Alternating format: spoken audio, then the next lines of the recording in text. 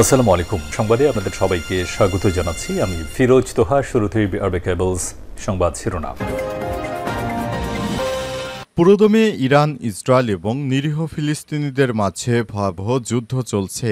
আর এই মুহূর্তে আমাদের হাতে এসেছে যুদ্ধের সর্বশেষ গুরুত্বপূর্ণ তাজা আপডেট সংবাদ। প্রথমেই জানাবো, গাজায় ইসরায়েলি হামলা চলছে, নিহত আরও ৭০ ফিলিস্তিনি।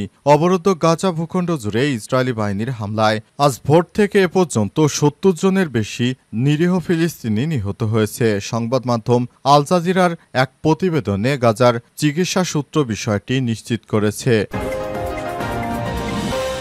এরপর জানাবো, যুক্তরাষ্ট্রের লস অ্যাঞ্জেলেসে কারফিউ জারি, চলছে গণগ্রেপ্তার। যুক্তরাষ্ট্রের লস অ্যাঞ্জেলেসে ডাউনটাউনে কারফিউর কার্যকর হওয়ার পর গণহারে বিক্ষোভকারীদের গ্রেপ্তার করতে শুরু করেছে LAPD, Los Angeles police department. সংবাদ মাধ্যম সিএনএনের মাঠপর্যায়ের প্রতিবেদনে বলা হয়েছে, কারফিউ ঘোষিত এলাকায় প্রায় 10 থেকে 20 জনকে গ্রেপ্তার করা হয়েছে। এদিকে প্রশান্ত মহাসাগরে বিধ্বস্ত উড়োজাহাজ, পাইলট ও তার স্ত্রীসহ সব আরোহী নিহত। যুক্তরাষ্ট্রের সান দিয়াগোর উপকূলে প্রশান্ত মহাসাগরে একটি বিমান বিধ্বস্ত হয়েছে। পাইলট ও তার স্ত্রীসহ সবাই মারা গেছে। এই ঘটনার পর ওই দম্পতি তাদের দুটি ছোট ছোট সন্তান রেখে গেছেন। এবারে জানাবো, ফের শুরু হচ্ছে করোনা পরীক্ষা। দেশে এসেছে নতুন করে 28,000 করোনা পরীক্ষার কিট। দেশে আবারও বাড়তে শুরু করেছে প্রাণঘাতী করোনা ভাইরাসের সংক্রমণ। এর ফলে নতুন করে আবারও করোনা পরীক্ষা শুরু করতে যাচ্ছে স্বাস্থ্য অধিদপ্তরের লক্ষ্যে। ইতিমধ্যেই 28,000 কিট দেশে এসেছে বলে জানিয়েছে স্বাস্থ্য অধিদপ্তরের মহাপরিচালক অধ্যাপক ডাক্তার মোহাম্মদ আবু জাফর। এবং সর্বশেষ জানাবো, যশোরে বিএনপির কর্মীকে কুপিয়ে হত্যা। যশোরের শাসা উপজেলা পূর্ব শত্রুতার জেরে লিটন 30 নামে এক বিএনপির নেতা ও কর্মীকে কুপিয়ে হত্যার অভিযোগ উঠেছে। প্রিয় দর্শক, এতক্ষণ শুনছিলেন সংবাদ শিরোনাম, এবারে বিস্তারিত। তবে তার আগে বন্ধুরা, অনুরোধ থাকবে এই সংবাদটিতে একটি লাইক দিন। এই চ্যানেলে আপনি নতুন হয়ে থাকলে আমাদের সংবাদটি দেখতে দেখতে চ্যানেলটি সাবস্ক্রাইব করে রাখুন। কমেন্ট করে বন্ধুরা আপনার মূল্যবান মতামত জানিয়ে দিন আপনি বিশ্বের কোন দেশ থেকে বা বাংলাদেশের কোন স্থান থেকে আমাদের সংবাদটি দেখছেন এবং শুনছেন। আর বন্ধুরা, গাজা যুদ্ধে আপনি যদি নিরীহ ফিলিস্তিনিদের ভালোবেসে থাকেন, কমেন্টে ইয়েস লিখে বিশ্ববাসীকে জানিয়ে দিন। সংবাদটি আপনার সোশ্যাল মিডিয়া ফেসবুকে শেয়ার করে বন্ধুদেরও দেখার সুযোগ করে দিন। এবারে বিস্তারিত। গাজায় ইসরায়েলি হামলা চলছে, নিহত আরও নতুন করে ৭০ জন নিরীহ ফিলিস্তিনি। অবরুদ্ধ গাজা ভূখণ্ডে ইসরায়েল বাহিনীর হামলায় আজ ভোর থেকে বুধবার সকাল পর্যন্ত ৭০ জনের বেশি নিরীহ ফিলিস্তিনি নিহত হয়েছে। সংবাদ মাধ্যম আল জাজিরাকে এমনটি জানিয়েছে গাজা চিকিৎসা সূত্র। নিহতদের মধ্যে রয়েছে ক্ষুধার্ত ত্রাণ প্রত্যাশীরাও। জাতিসংঘ জানিয়েছে, দুর্ভিক্ষ পুরো জনগণকে হুমকির মুখে ফেলে দিয়েছে। আজ আবারও গাজার নেটজারিম করিডোর এলাকায় ত্রাণ সংগ্রহ করতে আসা সাধারণ জনগণের উপর গুলি চালায় ইসরায়েলি সেনারা।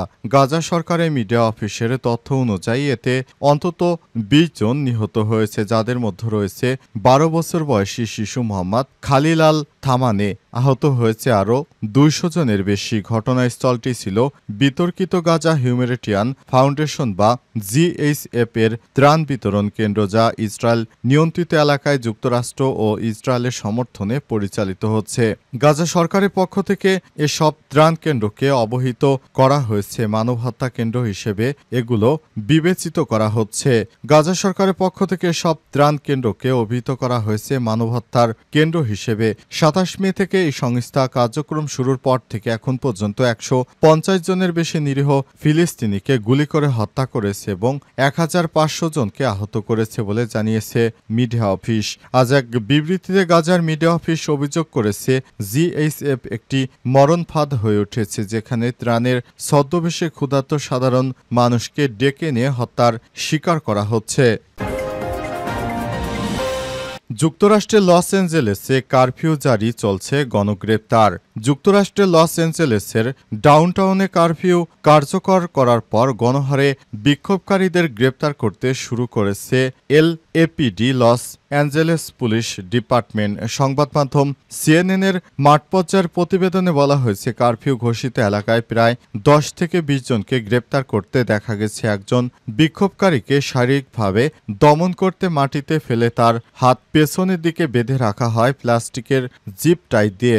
বেশিরভাগ বিক্ষোভকারী এরই মধ্যে এলাকা ছাড়লেও পুলিশ ধীরে ধীরে পুরো এলাকা খালি করেছে বলে জানিয়েছে সিএনএনের প্রতিবেদক নিটোয়ার্ড। এদিকে ক্যালিফোর্নিয়া হাইওয়ে পেট্রোলের একটি হেলিকপ্টার লস অ্যাঞ্জেলেসের লিটল টোকিও এলাকায় কারফিউ বাস্তবায়নের সময় প্রায় 1000 ফুট উপর দিয়ে চক্কর দিচ্ছে বলে জানা গেছে। ফ্লাইট ট্র্যাকিং ডেটা থেকে বিক্ষোভ নিয়ন্ত্রণে এই পুলিশি পদক্ষেপকে কেন্দ্র করে নগর জুড়ে নতুন করে উত্তেজনা ছড়িয়ে পড়ার আশঙ্কা দেখা দিয়েছে। এর আগে অভিবাসন বিরোধী অভিযানের বিরুদ্ধে যুক্তরাষ্ট্র জুড়ে বিক্ষোভ ছড়িয়ে পড়ে প্রেসিডেন্ট ডোনাল্ড ট্রাম্প লস অ্যাঞ্জেলেসে immigration and customs enforcement ICE এর কড়া ব্যবস্থাকে সমর্থন জানিয়ে বক্তব্য দেওয়ার পর এই বিক্ষোভগুলো আরও জোরদার করা হয়। ক্যালিফোর্নিয়ার বিভিন্ন শহরে প্রতিবাদ বিক্ষোভ হয়েছে। লস অ্যাঞ্জেলেসের দক্ষিণ পূর্বে সান্তা আনা শহরেও বিক্ষোভ হয়েছে। ক্যালিফোর্নিয়ার উপকূলীয় শহর সান ফ্রান্সিসকোতে ব্যাপক বিক্ষোভ হয়, যেখানে প্রায় নিউ ইয়র্ক সিটির ফেডারেল ভবনের সামনে গাড়ি আটকে দিয়ে প্রতিবাদ করায় অনেককেই গ্রেপ্তার করেছে পুলিশ। অবস্থা এখনও চলমান রয়েছে। যুক্তরাষ্ট্র জুড়ে পুরো এলাকায় বিক্ষোভ এখনও চলমান রয়েছে। মহাসাগরে বিধ্বস্ত উড়োজাহাজ, পাইলট ও তার স্ত্রী সহ সব আরোহী নিহত। যুক্তরাষ্ট্রের সান দিয়াগোর উপকূলে একটি বিমান বিধ্বস্ত হয়েছে। পাইলট ল্যান্ডন বাল্টউইন এবং তার স্ত্রী টরি বাল্টউইনসন সহ 6 আরোহী নিহত হয়েছে। তবে এই দম্পতি রেখে গেছেন তাদের 2টি ছোট সন্তান। আজ ঘটনাটি ঘটেছে দুপুর 12:30টার দিকে। দেশটির ফেডারেল এভিয়েশন অ্যাডমিনিস্ট্রেশন জানিয়েছে, সেসোনা 414 মডেলের বিমানটি সান দিয়াগো আন্তর্জাতিক বিমানবন্দর থেকে উড্ডয়ন করে ফিক্সিং অ্যারিজোনার উদ্দেশ্যে যাত্রা করেছিল, কিন্তু অজানা কোনো কারণে সেটি সান দিয়াগোর পয়েন্ট লোমার পশ্চিমে প্রায় 3 মাইল দূরে প্রশান্ত মহাসাগরে বিধ্বস্ত হয়। এফএ জানিয়েছে, প্রাথমিক তদন্তের দুর্ঘটনার কারণ এখনও স্পষ্ট নয় এবং তারা স্থানীয় কর্তৃপক্ষকে এ বিষয়ে আরও সতর্ক থাকার নির্দেশ দিয়েছেন। খবর সিএনএনের এবং পিপলসের। দুর্ঘটনার পর মার্কিন কোস্টগার্ড এবং অন্যান্য সংস্থা উদ্ধার তৎপরতায় অংশ নেয়। বিধ্বস্ত হওয়া বিমানের ধ্বংসাবশেষ যে জায়গায় মিলেছে তার নিচে সমুদ্রের গভীরতা ছিল প্রায় 200 ফুট। পরে ল্যান্ডন বাল্টউইন এবং তার স্ত্রী টরির পরিচয় শনাক্ত করেছে তাদের আত্মীয় ক্রিস্টেন বাল্টউইন। ফক্স এবং এনবিসির স্থানীয় সহযোগী সংবাদ মাধ্যমগুলোকে তিনি জানান, দম্পতি বয়স 20-এর কোঠা এবং তাদের 2টি ছোট সন্তান রয়েছে। ওই উড়োজাহাজে অ্যারোজিনার এক বাবা ও তার 3 প্রাপ্তবয়স্ক ছেলে ছিলেন বলে জানা গেছে। তারাও সবাই মারা গেছেন। বিমানটি বিধ্বস্ত হওয়ার পর সেই এলাকায় কোস্টগার্ড ঘিরে ফেলেছে এবং উদ্ধার তৎপরতা বৃদ্ধি করেছে। যশোরে বিএনপির এক কর্মীকে কুপিয়ে হত্যা করা হয়েছে।